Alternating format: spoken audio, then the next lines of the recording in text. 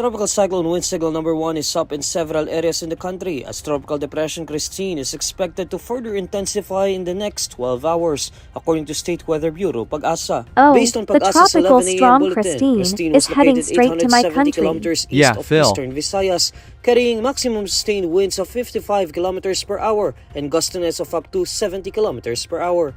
Christine is moving west-southwestward at 30 kilometers per hour. According to the State Weather Bureau, Tropical Cyclone Wind Signal number 1 is raised in some areas of Luzon, including Catanduanes, Masbate, Camarines Sur, Albay, Sorsogon, Camarines Norte, and the eastern portion of Quezon Province.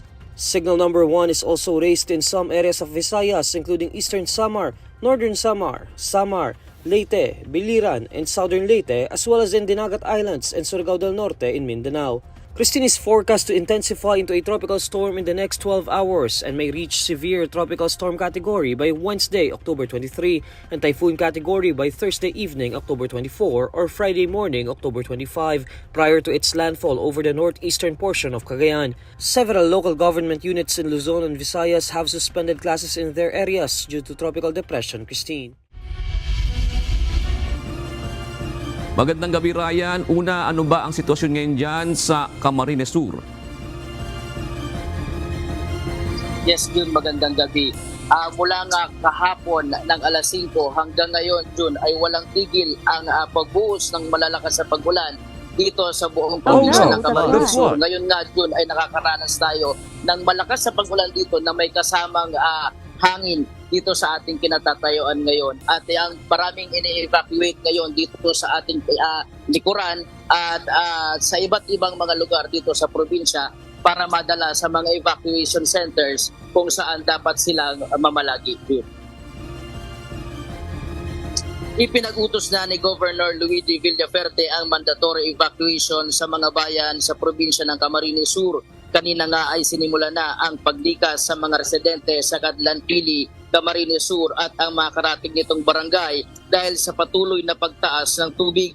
Sa Minalabak naman abot na hanggang baywang ang tubig baha. Kaya naman para maitawid ang mga motorsiklo, kinakailangan nila itong buhatin.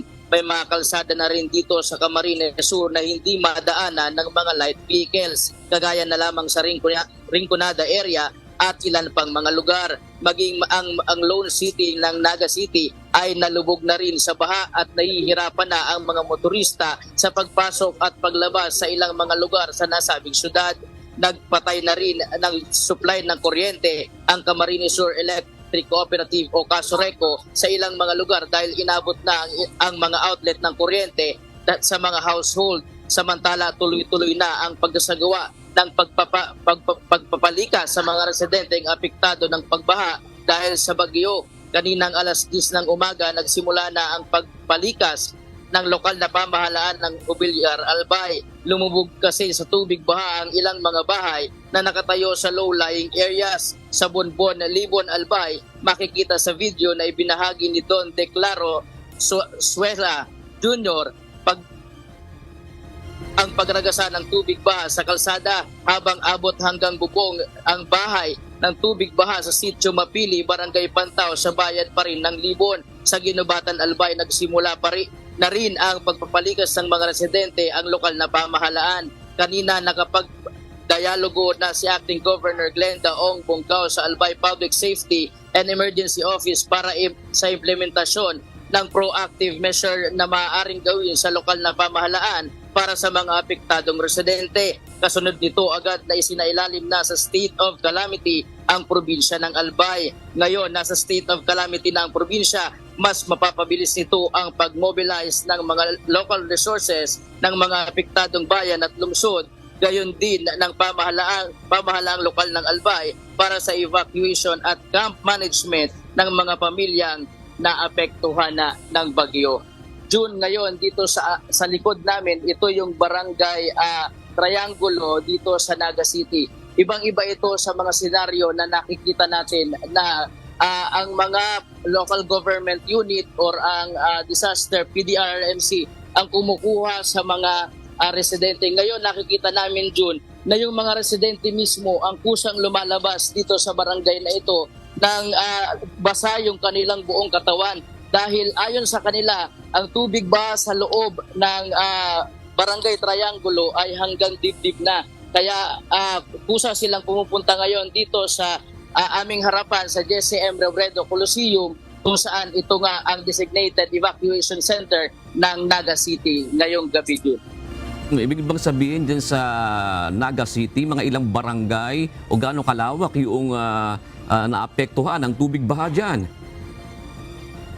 June, kanina sa paglilibot nga namin, nadaanan namin yung mula doon sa pagpasok ng Naga City, pagpasok ng area ng Magsaysay hanggang dito sa buong sentro ng Naga City ay puno na ng tubig, baha, at kung hindi hanggang tuhod ang baha ay nahihirapan na din ang ating mga kababayan na lumabas, lalo na yung may mga light vehicles na dala, nahihirapan na silang lumabas at pumasok dito sa lungsod ng Naga City.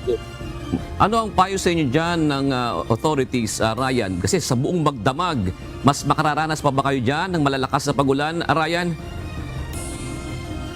Yes, doon inaasahan nga ng lokal na pamahalaan ng Camarines Sur na tuloy-tuloy ang mararanasang pag-ulan ngayong gabi hanggang bukas. Kaya naman ngayon ay puspusan talaga yung pagsasagawa ng evacuation sa ating mga kababayan, lalo na doon sa mga nasa low-lying areas at mga landslide-prone areas. Talagang kinukuha na ng lokal na pamahalaan dahil doon sa pangamba nila na mas lalong tumaas yung tubig dito sa magdamag na pag-ulan na inaasahan din.